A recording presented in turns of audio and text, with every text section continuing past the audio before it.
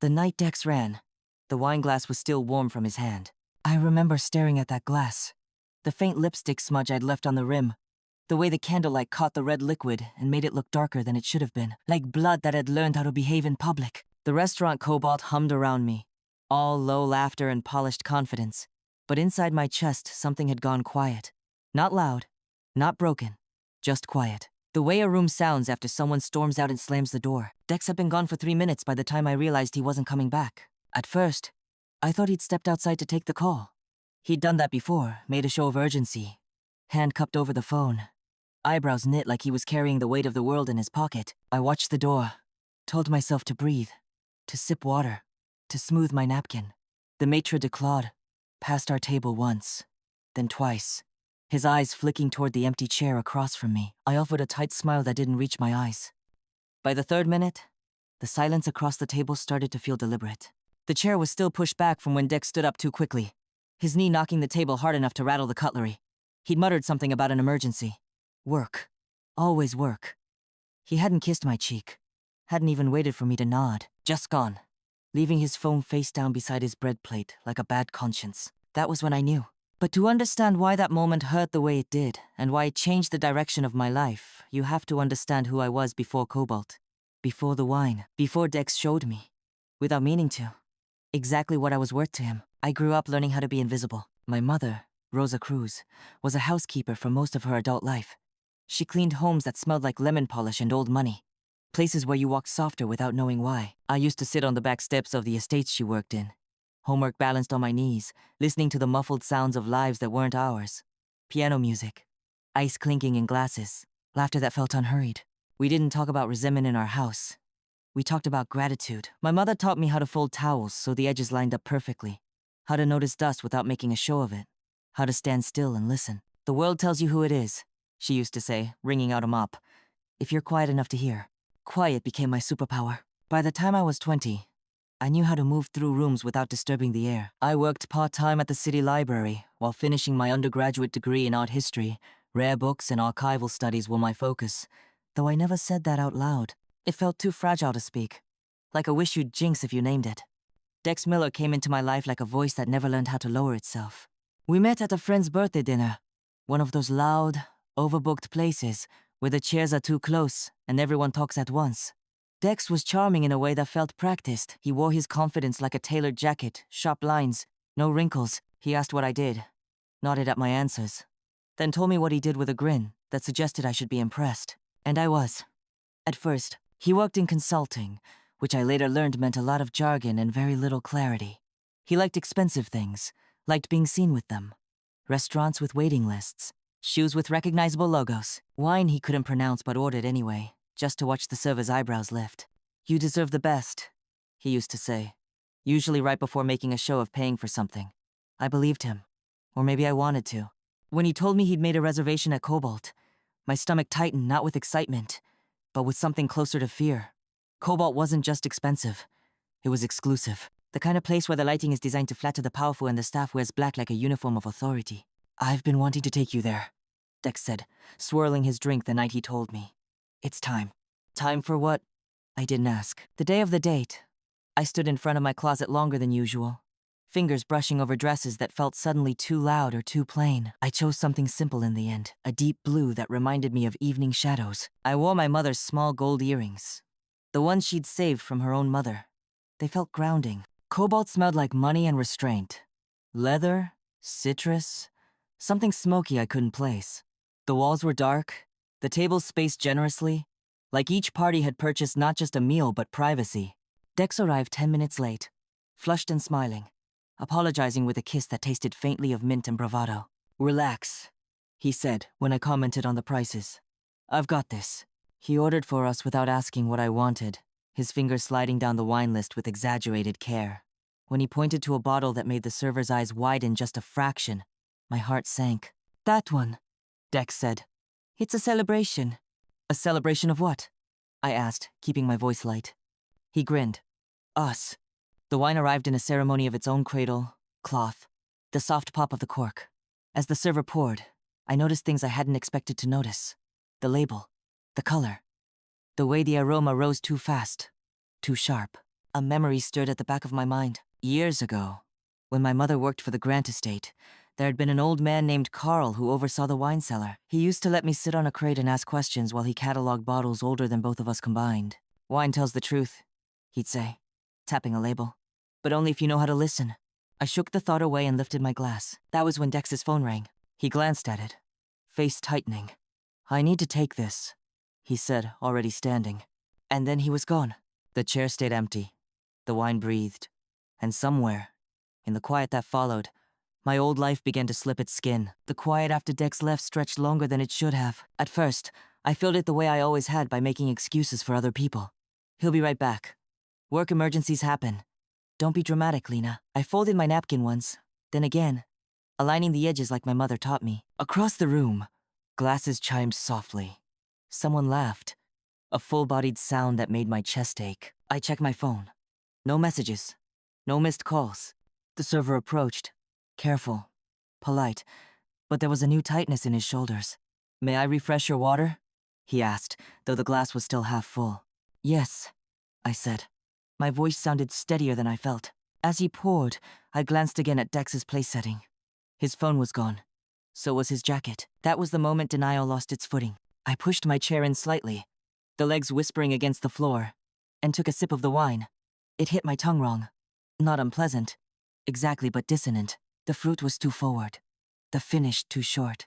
My fingers tightened around the stem. Carl's voice echoed in my head, uninvited but insistent. "Structure tells you the truth before flavor does." I set the glass down and inhaled. Slower this time. The aroma bloomed quickly, then vanished. No depth, no patience. Claude appeared at my side like a shadow that had learned how to speak.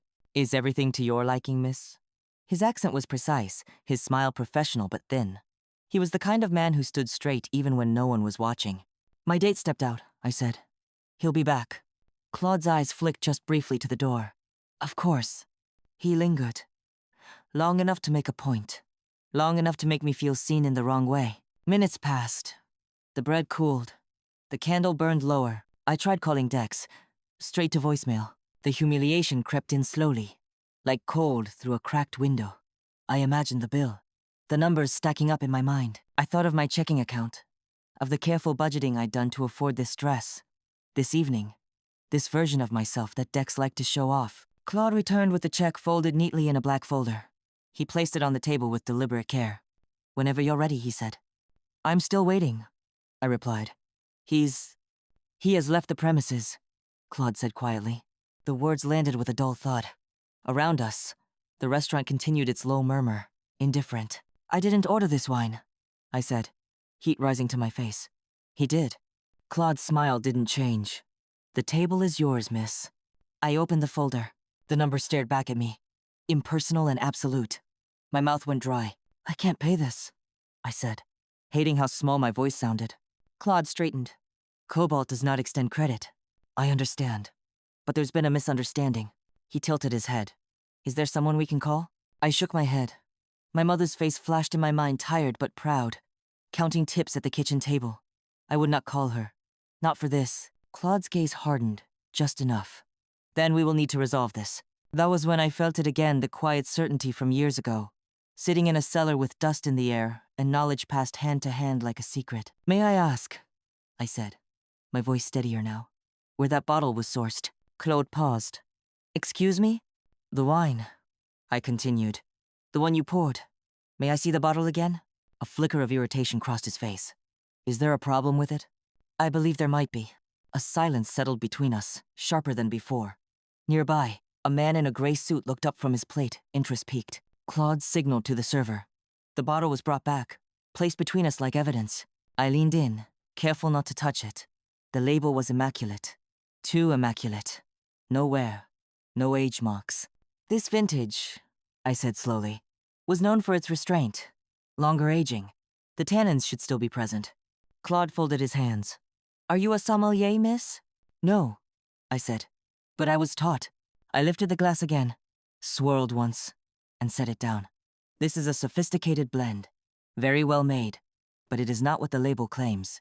A murmur rippled nearby. Claude's jaw tightened. "That is a serious accusation." "So is the price you're charging." He straightened fully now, authority bristling. Our wines are verified.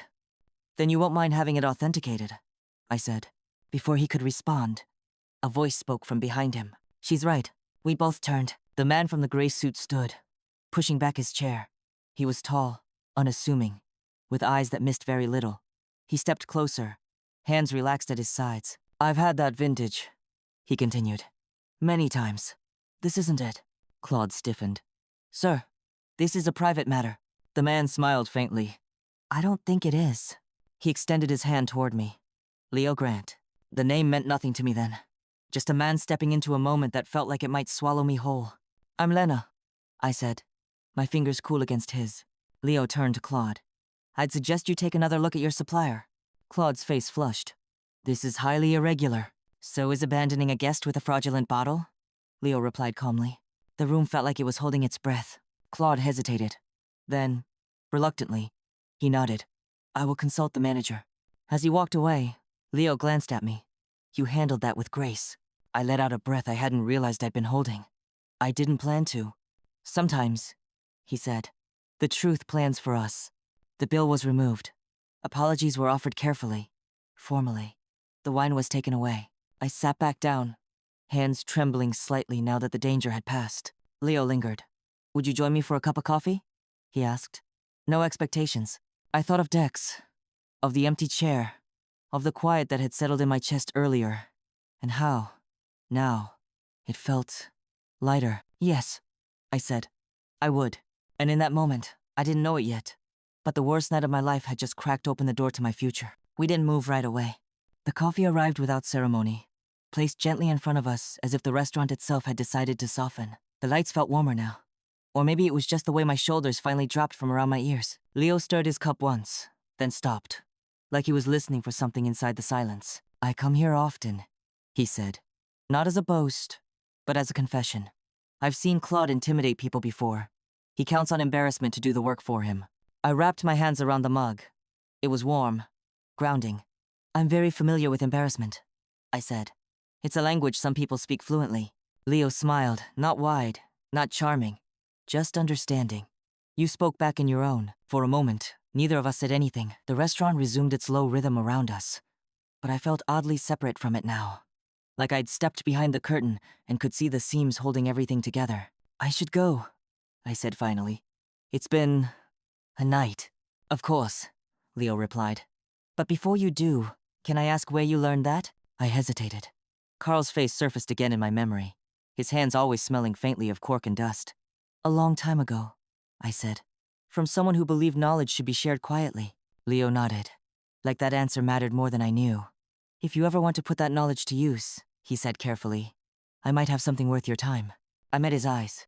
There was no pressure there, no performance, just an open door. Here, he added, sliding a card across the table. No obligation. I tucked it into my purse without looking. Thank you, I said, and I meant it. Outside, the night air felt sharper, cleaner. I stood on the sidewalk for a moment after Leo disappeared back inside, letting the city remind me where I was. My phone buzzed in my hand. A message from Dex. Sorry. Emergency blew up. We'll talk. I stared at the words until they blurred. Then I turned the phone face down and walked home. The next morning, the humiliation arrived late like a bruise that doesn't show up until you wake. I replayed the evening while brushing my teeth, while waiting for the bus, while shelving books at the library. Every small kindness from strangers felt louder now. Every whisper of laughter felt aimed. At lunch, I finally checked my bank account. The balance was unchanged. Relief washed through me, followed by something harder to name. Anger, maybe. Or clarity. Dex didn't call. He texted again that evening. Then the next day.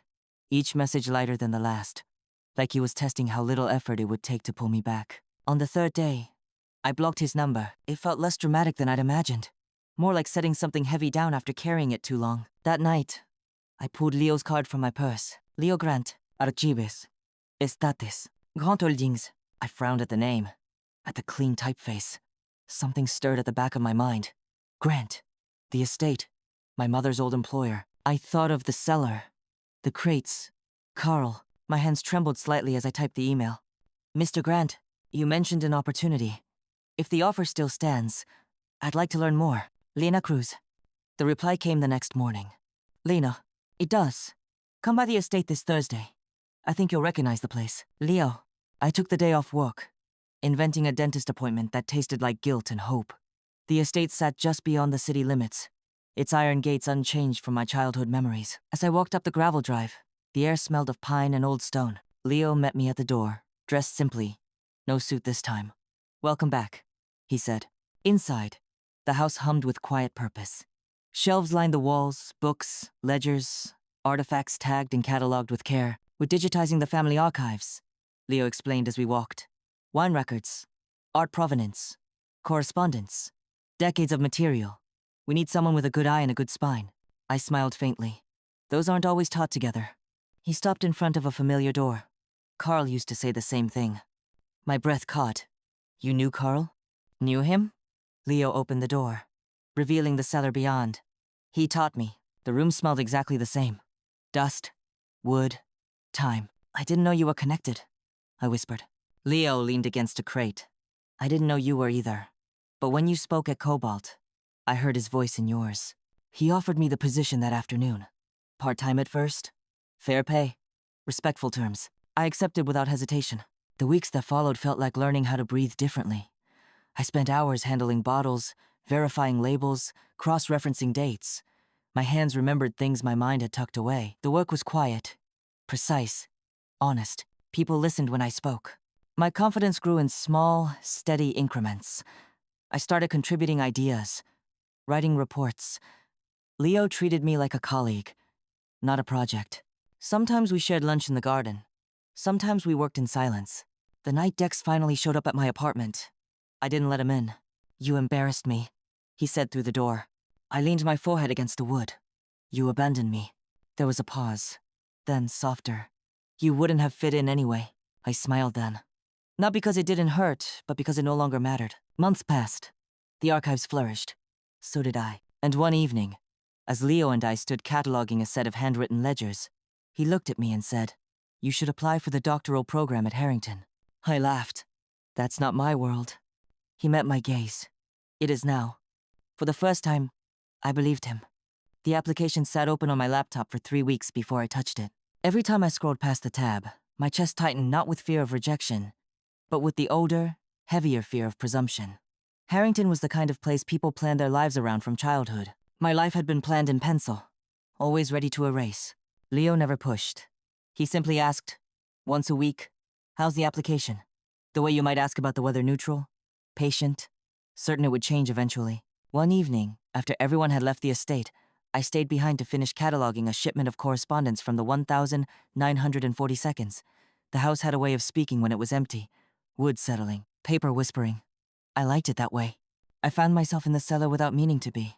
The light buzzed softly overhead, casting long shadows between the racks. I reached for a bottle at random, just to steady my hands. You're allowed to be here, Carl's voice echoed in my memory. But you're not allowed to doubt what you know.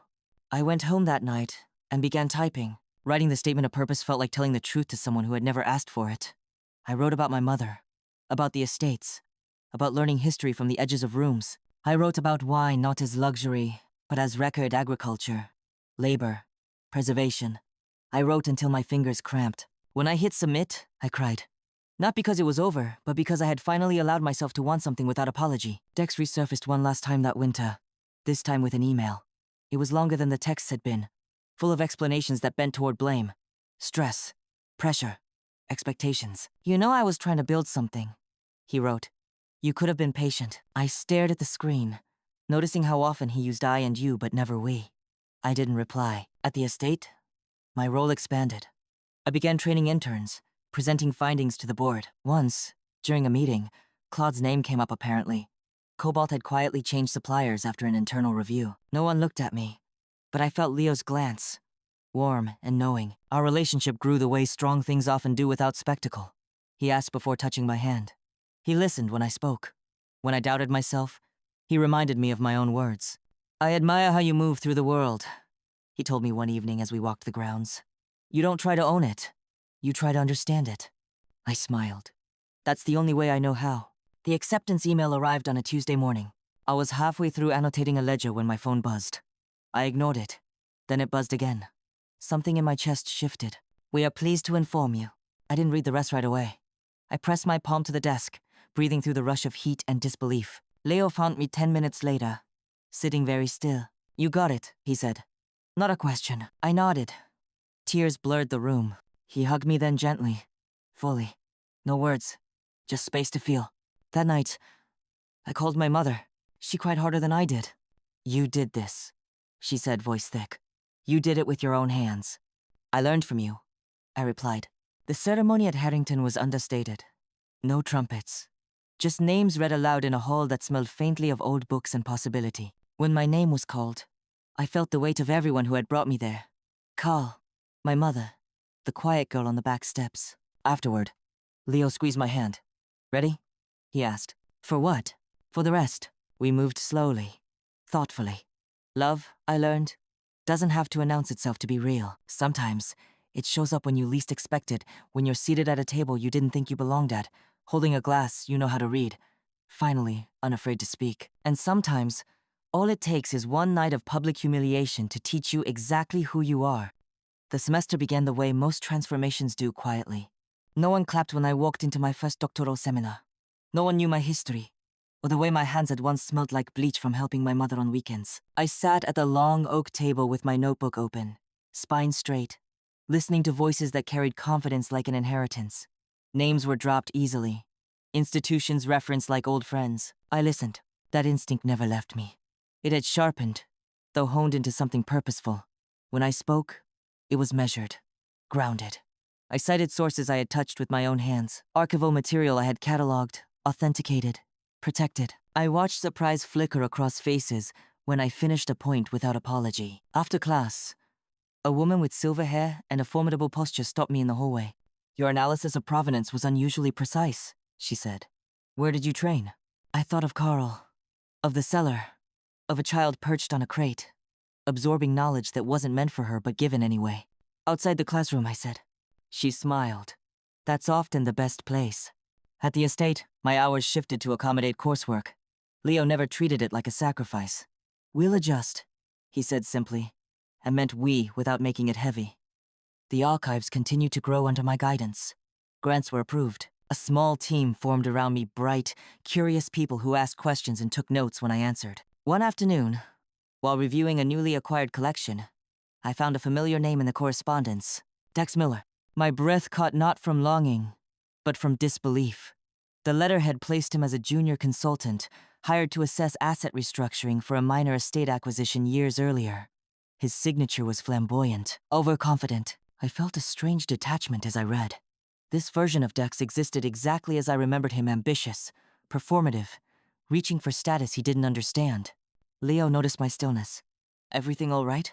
"Yes," I said, and it was true. Just a reminder. He nodded, not pressing. He never did. The public reckoning came quietly, the way real consequences often do. Cobalt's reputation dimmed after a series of supplier audits exposed irregularities. Claude resigned. No headlines named me. No one applauded my role. Justice didn't need an audience. The invitation arrived in early spring, an industry symposium on authentication and ethics in archival preservation. Leo forwarded the email with a short note. "You should keynote." I laughed out loud when I read it. Then I stopped laughing. "I'm not," I began when I called him. "You are," he interrupted gently. "And you'll be excellent." The symposium was held in a glass-walled hall overlooking the river. As I stood at the podium, notes steady in my hands, I scanned the audience. Scholars, collectors, curators, people who once would have intimidated me simply by existing. I spoke about truth, how it survives not through wealth, but through care. About objects carrying stories, whether or not they're valued properly. About listening. When I finished, the applause felt distant, like weather passing through. Afterward, a young woman approached me, eyes bright. "I didn't think someone like me belonged in this field," she said. "Until today." I smiled. "You do," I told her. "If you decided, you do." That night, Leo and I walked along the river, city lights trembling on the surface. "Do you ever think about that night?" he asked. "All the time," I said. "But not the way I used to." He stopped walking, turned to face me fully. "I'm glad Dex left," he said carefully. "Not because of me, because of you." I understood what he meant. Love didn't arrive in my life as a rescue. It arrived as recognition. When Leo asked me to move in with him, it wasn't accompanied by speeches or promises. Just a simple question over dinner, his hand resting near mine. "Yes," I said, without fear. We built a life with room in it. For work, for silence, for growth. My mother visited often, marveling at the shelves, the light. She never once asked if I felt out of place. You look like yourself, she said. That was enough. One evening, while organizing my old files, I found the receipt from Cobalt tucked into a notebook creased, forgotten. I held it for a moment, then tore it cleanly in half. Some debts aren't meant to be paid. They're meant to be understood. The past has a way of circling back not to reclaim you, but to test whether you still belong to it. The invitation arrived on heavy cardstock, the kind that signals importance before you even read the words. A gala celebrating the completion of the Grant family's full archival digitization. Donors, scholars, press. The venue, I noticed, was Cobalt. I felt the old tightening in my chest. Familiar but dulled now, like a scar pressed by accident. You don't have to go, Leo said when he saw my face. We can change it. No, I replied, surprised by my own certainty. I want to. The night of the gala, I wore a simple black dress and my mother's gold earrings. As we stepped inside, the room looked smaller than I remembered, less intimidating. Claude was gone. The staff moved with a different energy, less severe. Somewhere near the bar, I spotted Dex. Time had not been generous to him. He still wore confidence like a costume, but it hung differently now. His eyes caught mine, widened, then darted to Leo at my side. Lena, he said, approaching. I heard congratulations. Thank you, I replied. My voice was calm, neutral. I didn't know you were... He gestured vaguely. Here. I work here, I said simply. Leo offered his hand. Leo Grant. Dex's smile faltered. Of course. I should have known. There was no confrontation. No speech. Just the quiet realization settling between us like dust. I owe you an apology, Dex said finally. For that night, I considered him. Truly considered him. And felt no urge to punish. You gave me a gift, I said. You just didn't mean to. He nodded, embarrassed. I guess I didn't know what I had. No, I agreed. You didn't. We parted without drama, without closure that needed to be spoken aloud. Later, as Leo took the stage to speak, I watched from the edge of the room. He thanked donors, staff, historians, and then he did something unexpected. And finally, he said, I want to acknowledge someone who reminded us that preservation is not about ownership, but stewardship. Lena Cruz. The room turned. Applause rose. I stepped forward, heart steady. In that moment, I wasn't the daughter of a housekeeper, or the woman abandoned with a bill.